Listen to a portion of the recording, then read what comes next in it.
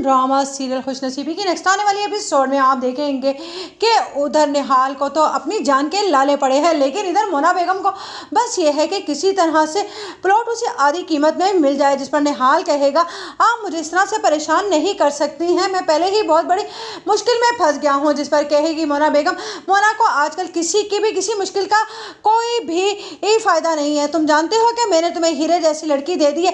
जिस दिन से महरीन इस घर से गई है मैं खुद घर के काम वाली बन चुकी हूँ। जिस पर निहाल कहेगा तो ये आपका मसला है, आपको सोचना चाहिए था जब तो आपको प्लॉट की लालच में बस ये था कि किसी तरह से भी महरीन की शादी मुझसे हो जाए।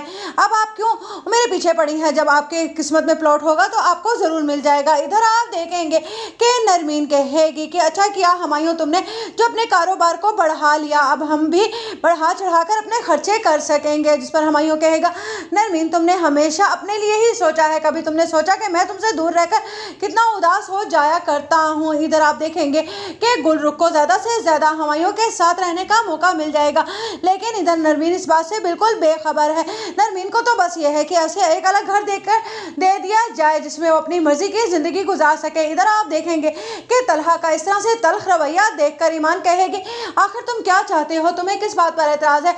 मेरे बाबा ने तुम्हें रिश्ते के लिए सिर्फ यही कहकर तो मना किया है ना कि तुम्हारा कोई आगे पीछे हो तो सही जो आकर तुम्हारा रिश्ता मांगे। इस तरह से कभी भी ये सोसाइटी कबूल नहीं करेगी। जिस पर तलहा कहेगा वैसे तो तुम बड़ी बातें करती हो कि तुम इन चीज़ों को नहीं मानती और अब क्या हो गया है तुम्हें?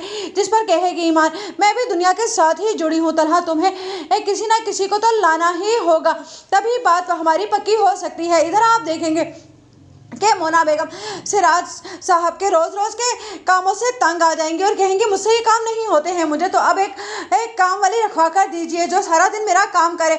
जिस पर